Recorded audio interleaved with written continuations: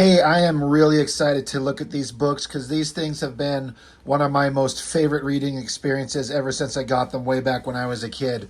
Deathlock by Marvel Comics, obviously, was a four-issue miniseries. I have all four. I can only at the moment find the first three, but we're just going to look at the first two because the first two have the same artist. The second two, they changed up the artist. I don't know why. I don't know if the guy that drew these couldn't keep up or whatever the case was, but it's a great story all the way to the end.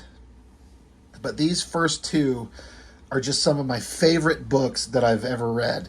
The way the character was portrayed, the origin of him, what he's doing, how he's doing it. It's just fantastic. Starting with the covers, book one, Joe Jesko. He was one hell of a painter. He was like the premier artist, comic artist painter until Alex Ross came along. It seems to me when they're all they mainly do is painting. I love this cover. It is interesting because the main character here, this is the main guy, and it's showing like him, and then you got this robotic kind of in between, just a robot by itself, and then combined into Deathlok. It's interesting because Joe Jesko, if I remember correctly, I do believe he was a bodybuilder, at least on some level, so he knew anatomy really well. This guy, he paints him to be like the biggest, like roided out bodybuilder guy in the world, and that is not what this guy looks like in the comics. This character is just a regular sized man. So I always thought this was a really weird choice on his part to make him this giant dude. But as a painting, it's pretty damn good. It looks really fantastic. It's in sharp contrast to this Bill Sienkiewicz cover here, which is very Sienkiewicz, very abstracty and evocative and painterly. I don't know. There's just something that's just so crazy cool about it. I love them both for different reasons, but we'll get into book one. We'll do both of these here. But book one, what I didn't know at the time, God, let me remember. I think this is 1990 when it was published. Yeah. So I've been reading for comics for a couple years. I honestly don't know if I knew that Deathlok had existed already before. This is, if I remember correctly, the second version of him. And if I understand correctly, it's the same body, just a new brain controlling it, which I didn't know. When I did eventually learn that there was another Deathlok, I just assumed that was an entirely different person, a different character, a different android body. But if I understand correctly, they don't exactly say inside these that I recall, but it's the same body. But this is my first introduction to him, and it is a perfect introduction to the character. These books, I mean, at the time, I paid $3.95 for these things. So $4 in 1990, that's an expensive-ass thing. They're thick, they're like square-bound, to lots of pages. It's a big book. So I get the extra cost. They spring for a really nice artist to do a painterly cover. I don't know if there was any other version of this, if this is like some high-end version I got and there's this regular version of it. I don't know. But it's one of my favorite books. And I'll show you the inside of the front and back cover. See, it's the human man face and the Deathlok face together. I think that's really interesting. I like on this house like blood vessels and neurons and shit. And over here it's the cybernetic stuff. Very cool. Deathlok, book one, The Brains of the Outfit. I gotta be honest, I don't think I ever paid attention to that title until right now. Dwayne McDuffie and Gregory Wright were the writers. The penciler, Jackson Geese. I don't know if how to say that last name. Geis? I don't know how to pronounce it, so I do apologize if I get it wrong. This is the first thing that I've ever seen him do, and he's a damn good artist. He still works to this day. I follow him on Instagram. He's posting stuff all the time, and he's really good. But I don't think I've ever seen anything that I liked better than this book. Inks by Scott Williams and Gregory Wright with Paul Mounts and Brad Venkata on coloring. The coloring in this book is really interesting. It's very different than your kind of standard flat coloring that's done in your traditional old school comics, and it's not the computer coloring. It's all hand-done stuff. You'll see as we get into it. But yeah, this is the peak of this guy's work for me as far as an artist on a book that just connects, and it just works. I love it so much. Let's just start it right here. This is how it starts. There's freaking Deathlok, and they're pulling the brain out of it. I remember looking at this, and I don't know why, because at this time I was following all the guys who would become the big Image Comics dudes, right? You're reading the X-Men's and Spider-Man's and all that stuff, and then you just run into this, and I'm like, I don't know what made me pick it up. I mean, I don't know if the cover did or the title, or I just flipped through it. And something about this made me want it. And so I got it, and I just remember going, holy shit, this looks good. What's funny is as I look at this and I think about it, back as a young man and then an aspiring, burgeoning artist, I created my own characters. And I've shown them on my channel here with some of my older drawings, and I've got some of the most ridiculous characters, the original ones that I've ever created. One of them, my main guy, was basically the physical body of Punisher with the powers of Wolverine, which is really stupid. And then I had another guy that was like a hero with the cape. And then I had another guy that was a soldier that was cybernetically enhanced. And I 100% got inspiration and design cues from this. So I look at him, and you can see how much this character in this story inspired me to create this soldier that was like a human body with robotic arms and legs and carries all these cool ass guns. That's what I created based on this. But anyway, Deathlok, some kind of mechanical machine. I remember reading, because they did this miniseries and then they did a follow-up regular series. It seemed to go on for quite a while, and they got into some of the details on the technical aspects and technical components of this guy. From what I remember, his skin is like an adamantium steel mesh.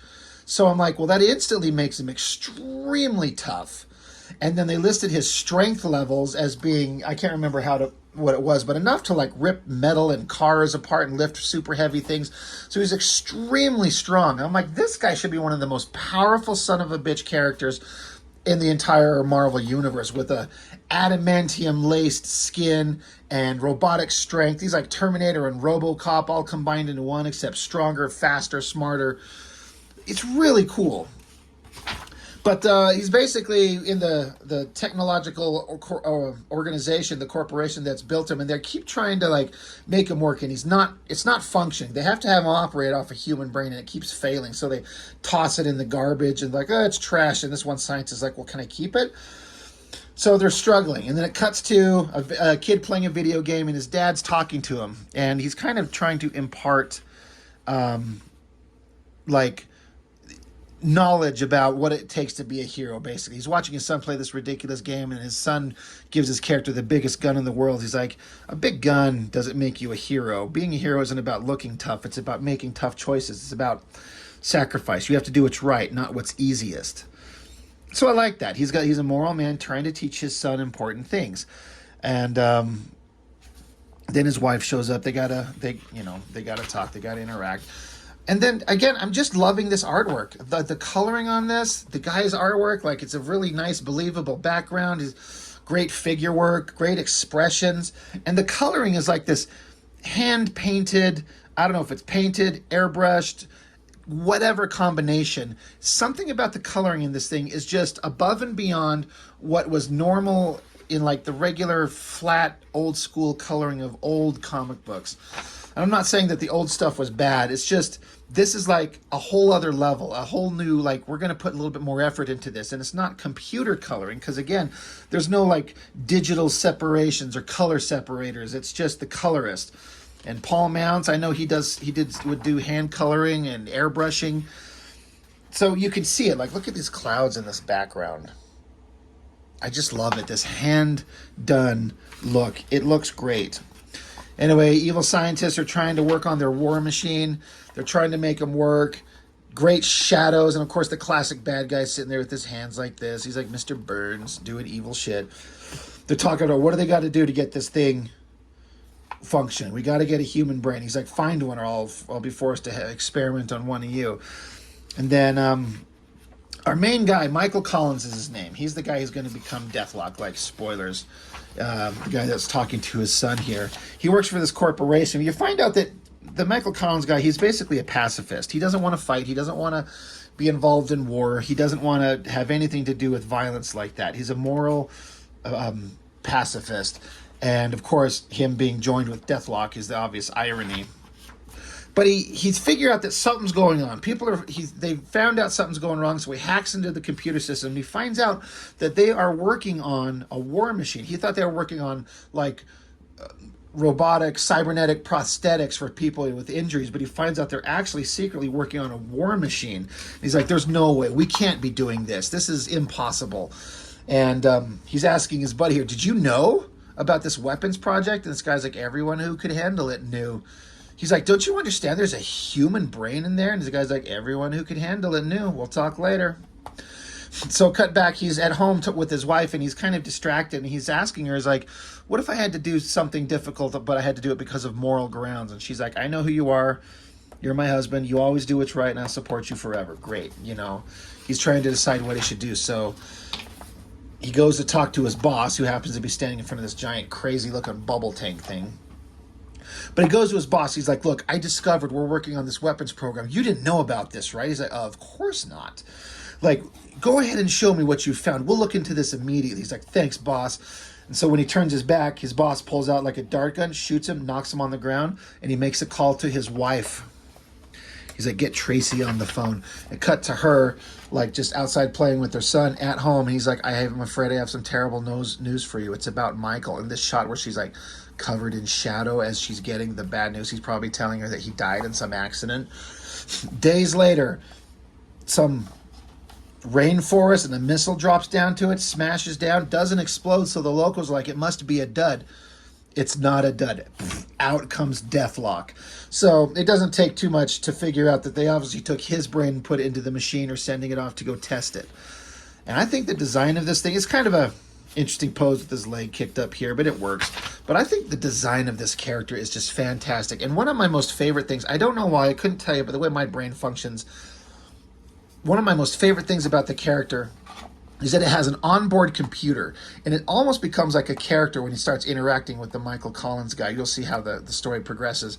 But it just says all these like basic tactical things. Like, it has these sensors that can sense what's going on, and it breaks down like tactical scan, heavy artillery, helmet, satellite, base, comm link, up, complete. It's just a computer listing all its technical information about what it's doing. It's running a program.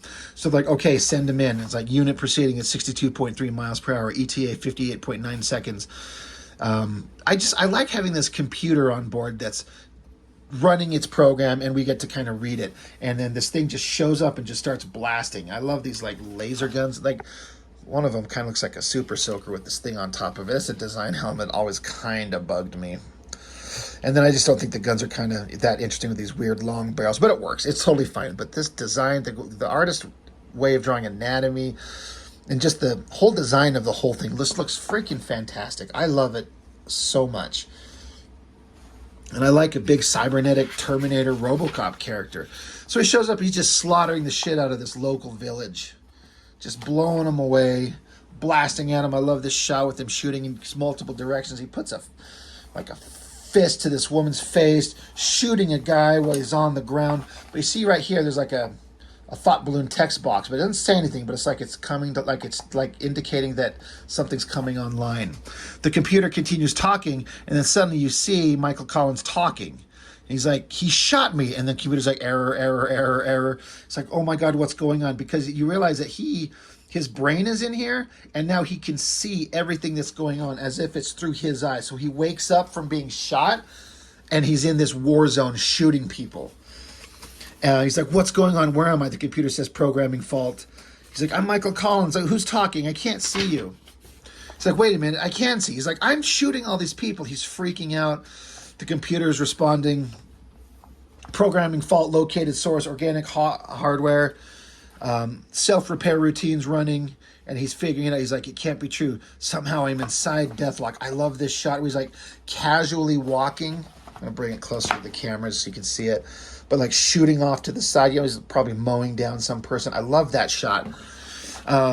The computer saying continuing primary program during debugging process. So it's like, well, we're running our program, but I'm going to also try and figure out what's this error is. Basically, the human brain talking. He says, stupid computer's trying to reprogram my brain. And he's like, my brain, he must have put it in here. This is another shot I just always loved. And I couldn't figure out how he did this rim lighting, this heavily shadowed thing, and doing all this rim lighting as a kid, like as a burgeoning artist. Like, I get it now, but I think that's a freaking great drawing. I love it. Love it so much. All these drawings. This one below, he's just standing there, the lighting on it. It's such great artwork. But the computer's like, well, it can't, self-repair routine failed. This unit is still capable of fulfilling program. So the computer knows that there's something wrong. The software is glitching, but whatever, I can just keep going. So Deathlok takes off. There's more people to go attack. And there's this kid right there. The kid finds a gun, picks it up, and shoots at Deathlok. And the computer's just running a program. It's saying life form now armed and hostile, and it gives menu options: additional recon, indirect confrontation, and it highlights full assault, like it's going to attack her. And of course he would just obliterate her in 2 seconds, but it's like full assault. So Michael Collins, his brain says, no, you can't. And then the computer says, countermanding order received. And he kind of like looks away. Again, I love this shot. I love this helmet thing on him. It looks so good. Programming altered. Subroutine selection canceled. Program completed. Returning to base camp for debriefing and repairs. And Michael Collins is saying, I stopped it. I wonder if I can make it do anything else.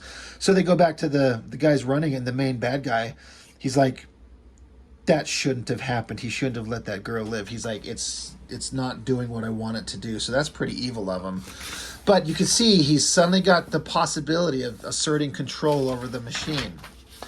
So cut back to, he's days later, he's strapped in there, and he's like, computer, where are we? He's like, Cybertech main lab. Peterson, like, I know where Cybertech is. Why can't we move? Unit is in storage position. Motor functions have been shut down externally. He's like, terrific. So I like that the computer is now responding to him. It's like, it doesn't know what else to do, so it just responds to him. So it's like now there's a back and forth between the two of them. It's like it's one physical body, but two things inside it. And they're like, dude, we can't have a machine that just reprograms itself. So he's like, all right, well, then who told him to do it? And he's like, well, maybe the brain's trying to override the computer like last time. He's like, oh, shit, are you in there, dude? Is that you, Michael Collins? I like here, Michael Collins is saying, computer, open access to the main operating system. Access granted. So the humans are sitting there like, dude, you got to fix this thing. Fix the brain right now, or you're all dead. He's like, okay. We'll solve the problem. So then it cuts to Deathlok. He's like, new operating system complete. Access to all functions open to programmer Michael Collins.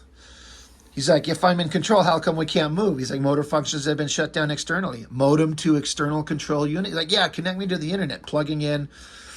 And it also says, warning, external unit bit mapping memory in preparation for mass data dump. So the computer's warning him that the outside guys are trying to like catalog his brain so they can wipe it out. He's like, and the computer's warning him. He's like, so the computer says, override. He's like, yeah, override. Don't let them do that. And then it cuts back to the humans like, uh-oh, system's down.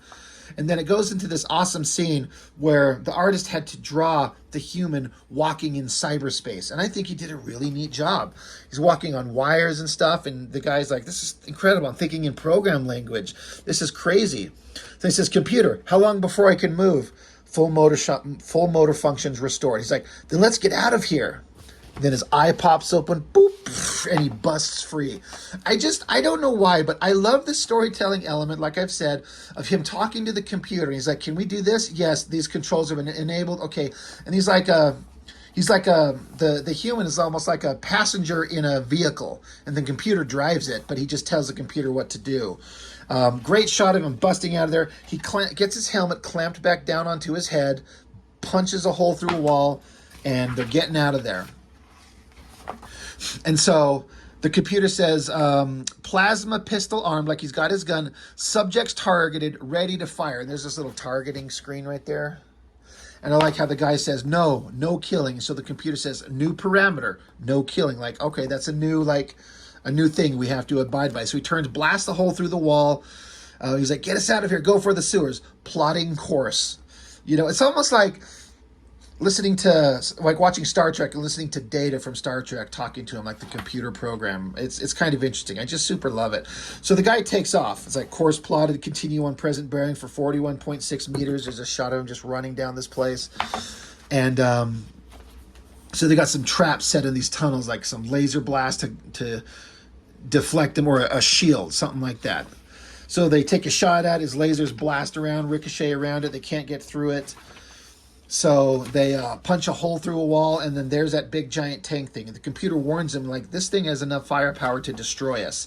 So scanning for stress points. And they realize that there's a human inside controlling it. And the computer's like, sensors identify pilot as Ben Jacobs. No killing parameter still in effect. He's like, we see him, but there's not much we can do because we can't kill him. So he's like, how did they find me down here? And it says units being tracked and telemonitored through helmet transponder. He's like, well, we can't have that now. This is one element that I didn't like. I think that this helmet looks so cool on that character. It's a fantastic design, but it because it's where the tracking device is located in the helmet. So he's like, well, we got to take it off. And the computer warns him.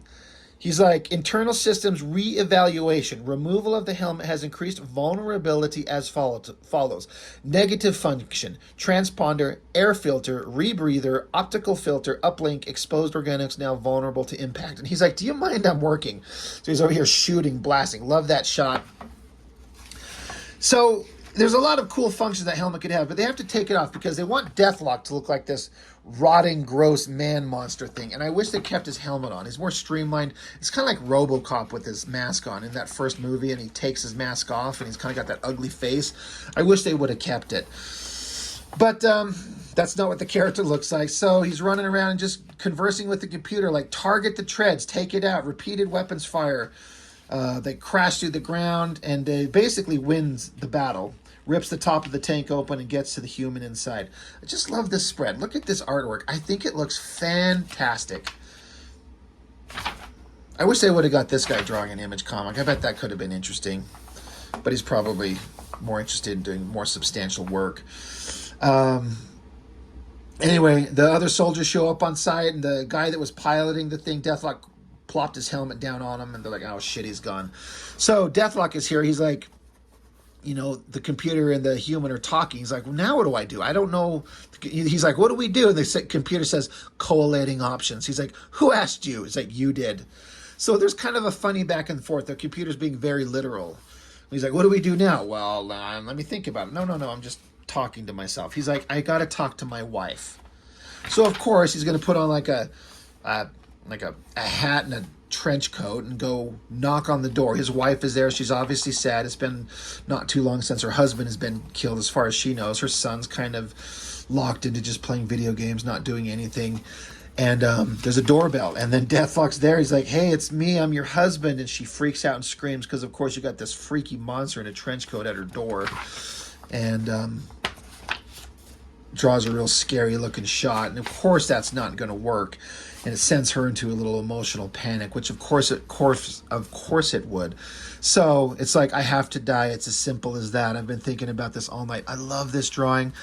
And I love the coloring on it. It fits the tone. It is a little dark. It does hide some of the line work, but it's nighttime.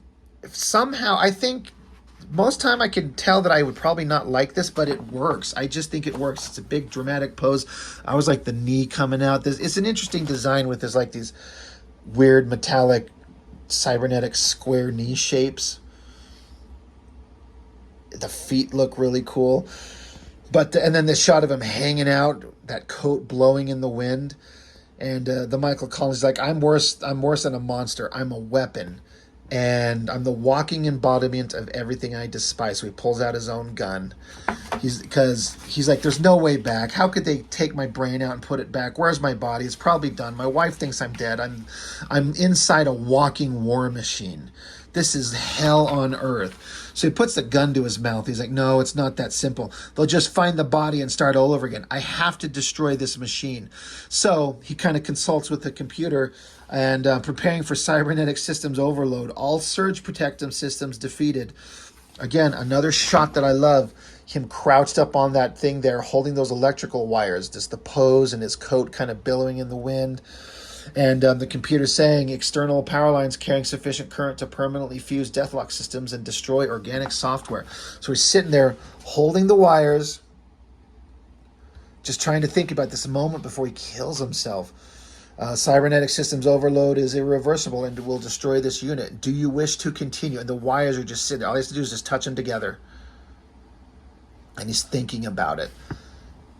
And he's just silent. The computer asks again, do you wish to continue? He's like, not yet. I have to talk to my boy first. So he gets his finger and sticks it into a slot on some kind of like telephone control, walks into cyberspace again and finds out that his son is playing that video game. So he basically inserts himself into the video game as his son is playing it.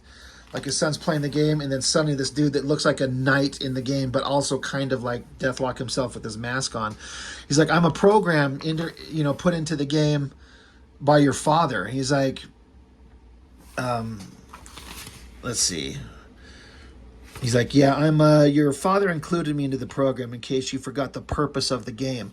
A hero would find a better way than the way you're playing the game. And the kid's like, well, it's too hard that way.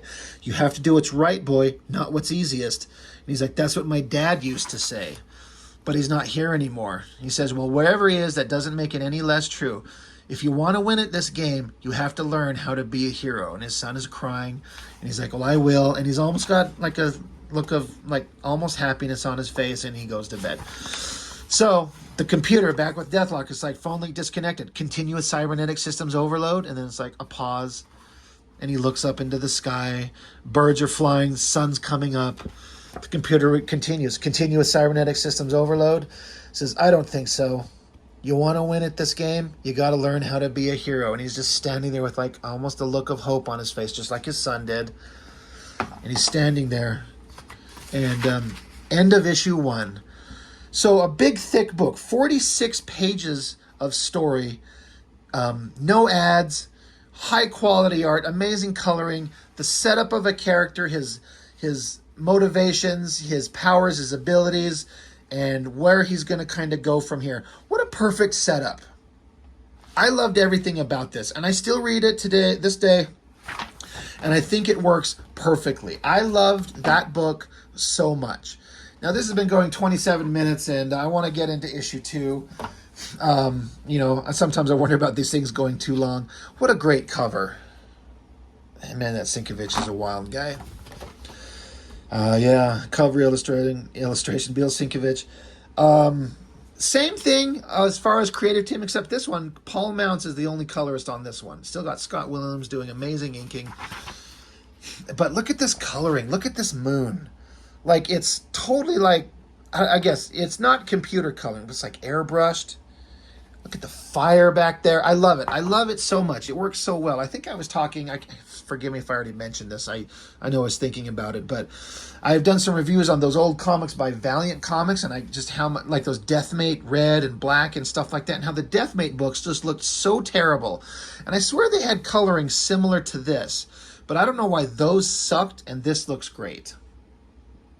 Great splash page. There's our Deathlok guy. I mean, we don't know that, but you could probably infer that's supposed to be him. It could be anyone. But a great, disgusting alleyway filled with garbage and everything. Someone's getting attacked in the distance.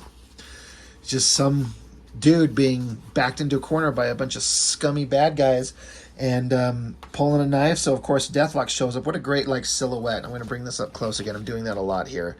His little glowing eye, that light in the background, the silhouette of him in his trench coat. And and then you see the computer talking, tactical scan, hostage situation, 5 potential assailants, weapons follow, 3 small caliber handguns, 6 knives, hostage endangered. It's crazy how this computer, like, it's kind of like a bullshit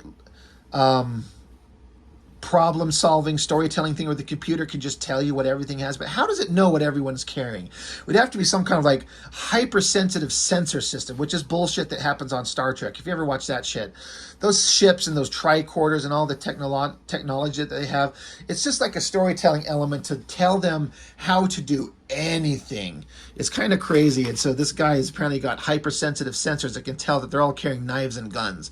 He doesn't see it. He might see one knife, he might see one gun, but it can tell what they all have. But it's still pretty cool. Anyway, he rips off his coat, starts pummeling ass on these punks. Love that shot of his face right there where he's punching somebody. I always like this. Drawing in the background as he's rumbling with them, guys running off. just everything about this shot of his head right here, I've tried redrawing that when I was a kid, this perfect angle. And look at that airbrushing on that metallic texture. It's so damn good. I hope I'm correct when I say airbrushing. I'm just kind of assuming. I don't know how he colors these things, but it's kind of a guess. The computer warns him, like, hey, the one dude that got away, he got in a car, he's charging at him. And the computer says, evasive action strongly suggested. And the guy, and Michael Collins like, no, he just rips the car open. He's like, I got it. And he kind of bounds up all the bad guys. Cops are on the way. So he's like, I got to get out of here. He's like, I should just let this guy leave. I can't, but I owe him one. Shit. So, of course, stereotypical, the cops are coming and the guy who's on the road, like, I got to get away. Love that shot of his face. Love that drawing of that guy's face. And he's like, come on, I got a place. Let's go. So they get out of here. So friendships are forming.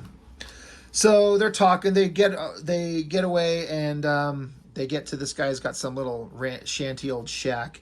And he's got some cats there. And the cats like him. He's like, I used to have one of these when I was, at a different time in my life. Love that shot of his face. So now he's got a place to kind of hole up and someone to talk to. Cutting back to the main bad guy. Again, this is another shot. I always like that eye. It's got a lot of depth with just the line work in there with his eyebrow and the lines around the eye. And then the coloring is just selling it really well. But bad guys talking about bad guy stuff. Basically, they're trying to track down where the hell is our war machine. The guy asserted control and took off with it. We have to get it back now. Another great thing, I just keep pulling up these panels. Look at this perspective on these buildings. Holy shit, is that good? That is so neat. That angle and the perspective. I mean, remember when we looked through some X-Force and saw Rob Liefeld trying to draw some buildings and how laughable it was? But that looks fantastic. I love it. Fantastic. Cut back to the main bad guy talking to Michael Collins' wife. He's like, hey, I'm sorry. I hope you're doing all right. We're trying to take care of you. I'm so sorry for the loss of your husband. By the way, there was that machine that came to your door. It's just malfunctioning. We're sorry about that. If you ever see it again, please tell me. The machine thinks it's Michael. If he's escaped, he might come looking for you. And so she's like, oh God, is it that thing that I saw? She's like, I'd hate for you to be endangered, so let us know if you see him. So they're trying to track him down. Meanwhile, cut back to, it's a few days later. Deathlok's sitting there in the corner, obviously kind of conked out asleep. His brain is asleep. And then there's this really creepy, nightmare sequence that they have here. Everything's distorted. The computer, menu options, appetizer, kill the innocent, lunch special, kill the innocent, entree, kill the innocent. And he's like, no, I don't want to kill anybody. Nope, sorry, no substitution. So he's just having this horrible nightmare. Look at that shot of the skull inside the mask. The computer's just a horrible murdering thing. Wants to kill the girl. Look at this creepy, the smiley face thing, and then he goes into this hallway, follows it down. There's a baby crib, but it's his own son inside there, and now son, it's his own human face with the Deathlok look. Creepy as shit. As nightmare sequences go, this is one of the most effective I've ever seen. I think it looks amazing. It really portrays the horrific ideas of what he's going through. Then of course, in his dream, he kills his own kid. That wakes him up. He's like, shit. And the buddy's like, dude, what's going on? He's like, sorry, I'm just having bad dreams. Sorry, I got it. So he plugs into the phone, goes into cyberspace again. Look at this shot, entering database. I love that open line drawing and the coloring. It's fantastic. And then he's kind of out of it. And the guy's like, dude, hey, wake up. You there? Hello? And then suddenly he's like, I'm back. And it kind of scares the guy. I'm like, that's funny. So he's like, I got some information. I got to do a thing. That's fine. He wants to contact one of his former co-workers. And so he leaves him a message. Hey, meet me at this place. So later he meets him. He's like, it's me. I'm trapped in this machine. How could we do this? Is my body out there? You got to look up some information for me. Another great drawing. This Jackson Geese, again, I'm sorry if I'm saying his name wrong. Are the credits in the back of this one? Or they're just, oh yeah, I missed it. Dude, Jackson, I'm sorry. However you say his name, this guy is just such a great artist. I am just loving everything that he's done here. Like I said, this is one of my favorite books of his. Just bad guys trying to track down they're a machine. Another great face with great coloring. And Deathlok, he's figured out that, you know, he's got a mission. He's got to take down the bad guys, basically. Like, let's just keep it simple. But now the bad guys got a line on where Deathlok may be at, so they send some armored like dudes in super soldier or cybernetic gear to go track him down. And then the computer is like, multi-unit threat approaching, ETA 13 seconds, autocannons, pulse plasma projectors, flamethrowers. Options, fight or flee. And so he's like, oh shit, someone's coming, you got to get out of here. So and where they're at is like this, they're at a amusement park, and I guess it's, for once, it's not an abandoned one. People are actually at this one, so a big fight is about to happen at this like amusement park, which is great. So they show up and they start like blowing away everything. So Deathlok was hiding, and the computer's like, assailants have discovered current position. And Michael Collins like, yeah, I know. So he has to jump out and start shooting, but he's got this program to like disarm but not kill. And so there's just a whole bunch of great action scenes going on here. He's jumping away, trying to protect people. There's this water ride that gets shot down, crashes on top of him. People are gonna hurt, you know, people are gonna die, so he's like jumping in the way to grab onto it and save them, doing some heroic stuff. He's sitting there trying to like get these people to safety, but then he doesn't realize the computer's warning, like, dude, we're targeted, you've got to move. And he's like, I'm not moving until we set these people down. So his buddy jumps in the way and knocks him out of the way, saves his life. And then this is another shot that I love. The computer's like, this unit remains targeted in multiple crossfire. So he just like rapid fire shoots. Look at the pose on that. I love the pose there so much, with his angled back, his arms shooting forward, his legs spread out like that. It's a fantastic action scene showing him just blasting at the other guys. It's so well done. So people are running away, and they're sending in some more help. They've got these flying machines that are coming up out of the water. Meanwhile, a news helicopter is showing up, because of course they got to have the news showing up on site. Cut back to Deathlok, another great big shot. A lot of these are from behind. I like this cool, ridiculous backpack with all his gear in it, the anatomy on his legs. I kept looking at the muscular anatomy as a kid, trying to learn how to draw. And like, God, this guy is really good. I love this like multiple shot, like it just like he's shooting a lot, like it's a lot of rapid fire. And he's getting shot at, dives out of the way, and so Michael Collins, the human brain, is asking, we're in trouble, can you get us out of this? And the computer says, conditional. Can we relax the no killing parameter? He's like, afraid not. He's like, no escape possible at this time. So that's funny. They're like, well, can we kill people? No, then no, I can't get you out of this situation right now. But yeah, things are falling apart. He's diving out of the way. He's taking fire. There's another great, like, speaking of fire, it looks like they just left that to the colors. I wonder if that was drawn in some way and he just colored over it, or if the artist was like, hey dude, just color in a flamethrower, just do it. Yeah, so he gets flamethrowed, is that a word? And meanwhile, more bad guys are coming underwater. God, it looks like a giant robocock. Anyway, things take off into the sky. And so this last time we saw Deathlok here, he was getting the flamethrower shot at him, and it just cuts to this thing here, and it says evasive action successful. And so he's like, I didn't know he could jump that high. When you do something like that, you mind telling me first? The computer says, when possible. So he just learned he can jump super high in the air. He had no idea he could do that. So he's still discovering what this war machine body can do.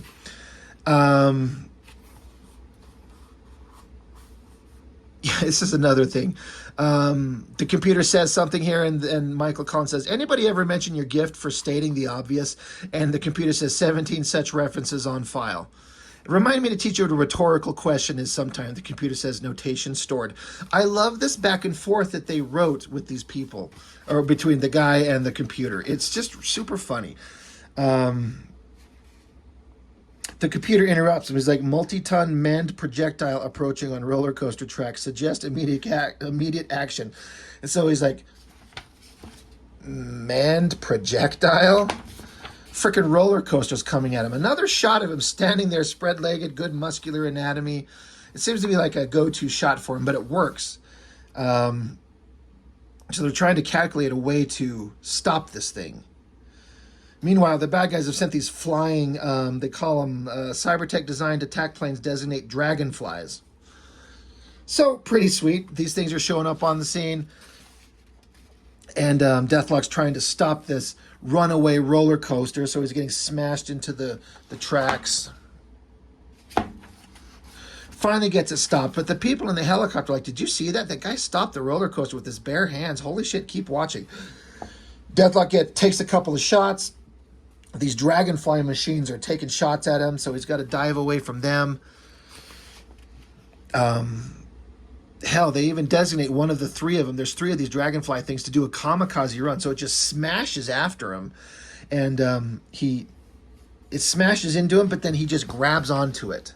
And he's holding on. I love that shot right there, because it really feels like it's blasting through the air really fast, and he's latched on. Freaking awesome. So yeah, so now Deathlok is attached to this thing, and the pilot of it is like, get him off me. I love this shot right here of him flying down. It's doing these loops, trying to get him off. But eventually, his handholds deteriorate, and he falls into the water. The human, Michael Collins, says, can we survive a fall from this height? Affirmative. So he asks, can we swim? The computer responds, theoretically. It's like, I don't know. Unit unable to process oxygen from aqueous medium. Do not breathe. He's like, yeah, don't breathe. Thanks a lot. Approximately 4 minutes until organics suffer brain damage from lack of oxygen. And so he splashes into the water. Look at this great, crazy hand-done coloring. And he drops to the bottom. I love the coloring on that water as he's falling down into it. And then again, of course, there's some cybernetic-like enemy robot squid under there. The guy's controlling it, because of course there is. So he gets his gun out eventually, and the computer keeps warning him, by the way, this unit must escape and reach usable air supply within 55 seconds. Because he was going to pull out his gun, but the computer warned him a shot at this range could destroy us. But he's like, we're going to run out of air, so let's just not worry about the explosion. Take his shot. Boom. Explodes out of the water, takes a breath, lands on another one of those machines, starts ripping it open to get control. He basically asserts robotic control over it from the outside. He's like, now I'm flying the machine. Love that shot of him and his hand touching everything. What a great shot on his face there. And he gets control of the machine. Cockpit control restored. 7 seconds to impact, but he's able to pull the ship up, land it relatively safely. And now he's got to take out the last few remaining bad guys. His buddy's going to take a shot and shoot at something that was behind him, because this squid thing is still operating, bashing him on his head. And just the fight's basically wrapping up. Deathlok's defeated everybody. And we found out in the story that there's something going on in that rainforest from issue 1. There's something going on that they're really interested in. So he's like, well, the guys who built me are interested in something back there, so I'm going to go there, is what he's saying. So he jumps into one of these dragonfly machines that's still functioning, and gets off into the air. And he's going to find out what's going on in this rainforest area that the bad guys are so interested in. And then it cuts to the main villain that created Deathlok, and he's talking with Nick Fury, and he's like, no, I got this under control. Don't worry about it. Everything's fine. Everything's fine. So, yeah, I kind of blasted through the story, and that it probably didn't make it sound like a very coherent thing, but I don't know how many people are actually interested in a play-by-play, but I tend to end up doing that a lot. So I apologize if you're still listening. I hope you could kind of sense how much I love these books. They were so fun, so well written. The back and forth between the human and the computer, the design of the machine. He should be one of the most powerful characters in the entire Marvel universe. I think he probably was. It's fascinating to me. I think that's really well done, and I love it. But books 1 and 2, these are the only ones drawn by that artist. The other one is drawn by Dennis Cowan, who I believe passed away a couple years ago, because he was the artist on the regular series for a big long run. and he did a pretty good job. He's got a very rough, scratchy style that is very different from the slick, kind of clean, technical, robotic style that this guy has, which I preferred. And again, I don't know why he only drew the first two of these big books, and the last two, books 3 and 4, were drawn by the other guy, whether it was a time constraint or they just wanted to switch it up. But I love these first two books. I think it's the perfect introduction to a character. It's so well balanced, and they're thick books. So, you know, that first book was 46 pages. Let me double check this one. 46 pages. So, you know, you're approaching 100 pages to introduce the character. It's great. So, and all 4 books together, so almost 200 pages. What a great book. It's fantastic. I highly recommend it to anyone. I think it's really good. And I liked the character for a long time. I did like a quick Google search on him, and the characters, last I could read, was often some nowhere land, because I just don't think they knew what to do with him, so they just sent the character away, never to be seen again. And I believe there's been at least a 3rd version of Deathlok, not the Michael Collins version and not the original version, which I don't know anything about, but there's been at least a 3rd and maybe a 4th. I don't know. This is the only one I've ever read, so by default, it's my favorite version. But I legitimately love it. I think it's a great book. So anyway, that's all I've got for now. As always, thank you for watching. Let me know if you read these. Did you like these books? They're my faves. So anyway, that's all I've got. Thank you for joining me. I'll see you next time.